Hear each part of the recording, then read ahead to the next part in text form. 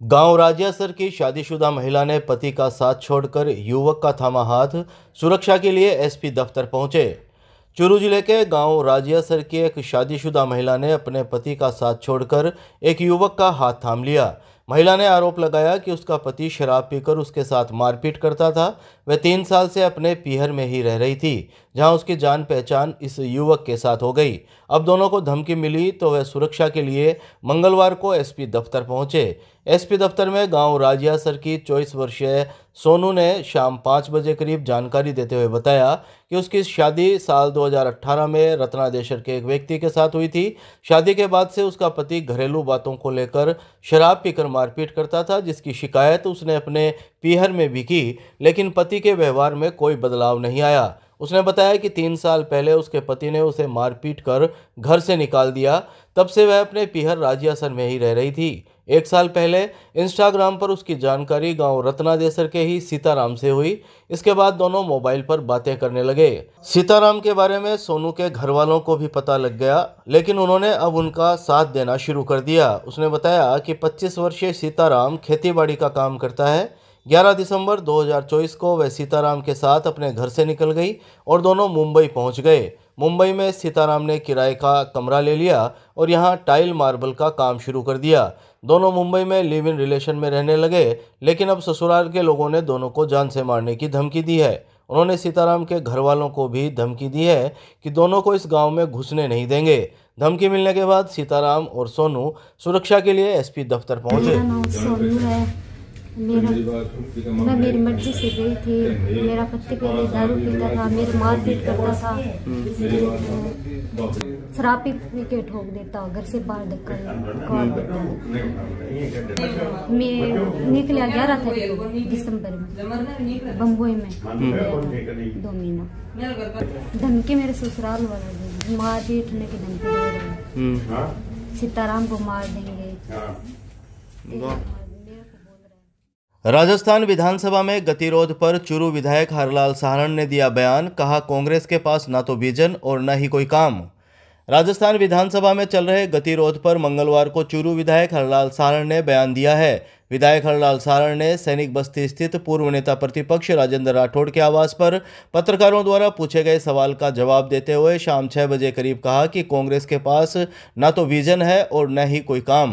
कांग्रेस सदन में गतिरोध पैदा कर झूठी वाहवाही लूटने का काम कर रही है। उन्होंने कहा कि हमारी सरकार के बजट पर कांग्रेस के ही विधायक व्हाट्सएप पर बधाई दे रहे हैं, लेकिन वहां वे विधानसभा नहीं चलने दे रहे। उन्होंने कहा कि दादी नाम कोई अपशब्द नहीं, दादी घर में अपने पोते पोतियों को बड़े लाड से रखती है। कांग्रेस तो झूठी वाहवाही के लिए इस तरह का कार्य कर रही है। आपको बता दें कि 21 फरवरी को सदन में प्रश्नकाल के दौरान मंत्री अविनाश गहलोत की ओर से पूर्व प्रधानमंत्री स्वर्गीय इंदिरा गांधी को लेकर की गई दादी की टिप्पणी के बाद सदन में गतिरोध बना हुआ है। सदन में हंगामे के चलते कांग्रेस के 6 विधायकों को निलंबित भी कर दिया गया था। इसके बाद कांग्रेस के सभी विधायकों ने सदन में धरना भी दिया था। देखिए, कांग्रेस के पास न विजन है, न काम है, न और कुछ है। हमारी सरकार का दूसरा बजट, ऐतिहासिक बजट, किसान, गरीब, महिला और युवाओं के लिए बजट, इसलिए उनके पास बोलने के लिए कुछ है नहीं। विधानसभा इसलिए चलने देते कि वहाँ बोलना कुछ पड़ता है।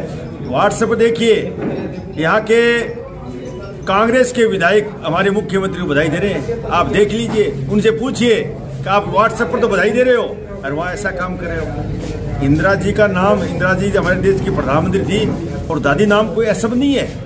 दादी एक बड़ा प्रभावित शब्द है दादी का। दादी घर में दादी होती है, पोता होता है, पोती होती है, तो बड़े लाड और प्यार से रखती है, इसलिए दादी को नाम गलत नहीं है। उन्होंने तो कुछ कहा नहीं, इसलिए एक विजन बना के झूठा अफवाह फैला के आपका वाई लूटना चाहते हैं।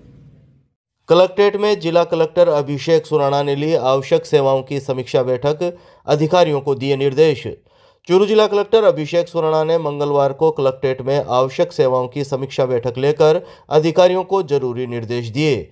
सूचना और जनसंपर्क विभाग द्वारा शाम 7 बजे करीब जारी प्रेस नोट के मुताबिक मीटिंग में जिला कलेक्टर सुराणा ने कहा कि ओवरलोड वाहनों और अवैध खनन पर कार्यवाही करें। परिवहन विभाग और खनन विभाग के अधिकारी अवैध खनन गतिविधियों तथा ओवरलोड चलने वाले वाहनों पर कार्रवाई करें ताकि किसी भी प्रकार की दुर्घटनाओं से बचा जा सके। विभागों की फील्ड स्तरीय टीम एक्टिव रहे तथा नियमित जांच करे। उन्होंने परिवहन विभाग के अधिकारियों को बिना परमिट और फिटनेस के चलने वाली बाल वाहिनियों पर कार्रवाई कर रिपोर्ट प्रस्तुत करने के निर्देश दिए।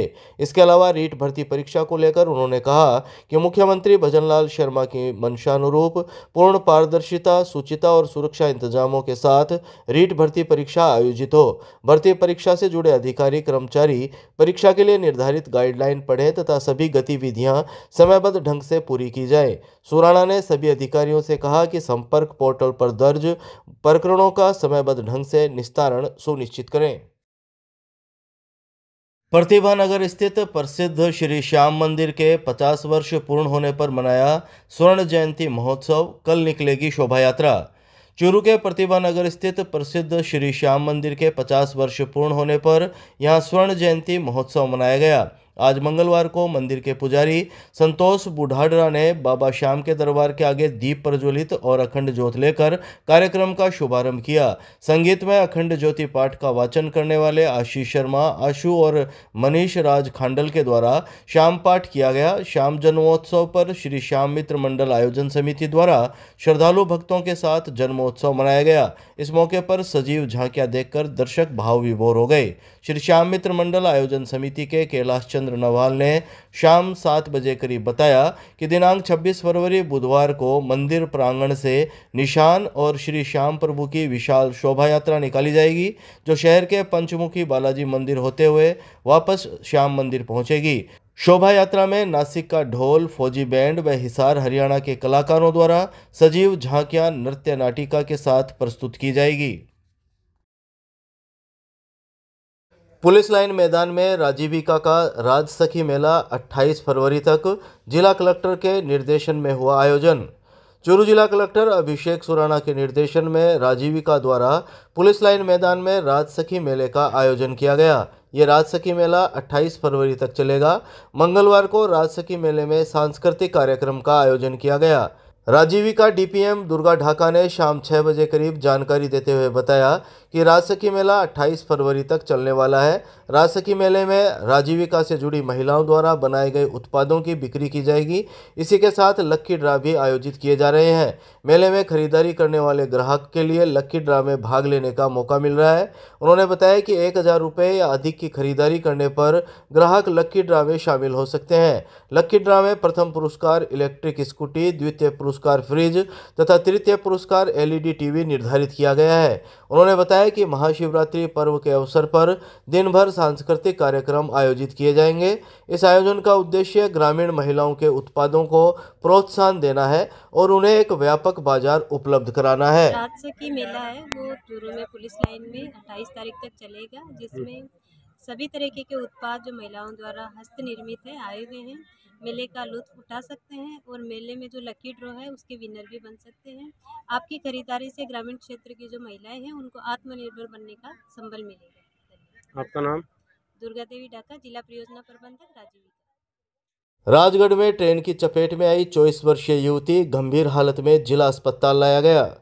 चूरू जिले के राजगढ़ में मंगलवार को ट्रेन की चपेट में आकर एक 24 वर्षीय युवती घायल हो गई। गंभीर हालत में उसे चूरू के राजकीय भरतिया जिला अस्पताल के आपातकालीन वार्ड लाया गया, जहां चिकित्सकों और नर्सिंग स्टाफ ने उसका इलाज शुरू किया। सूचना के बाद अस्पताल चौकी पुलिस ने मामले की जानकारी जुटाई। अस्पताल चौकी पुलिस से शाम 4 बजे करीब मिली जानकारी के मुताबिक घायल युवती के पिता ने बताया कि उसके 24 वर्षीय बेटी रेखा पिछले 3 साल से मानसिक रोगी है, जिसकी दवा भी चल रही है।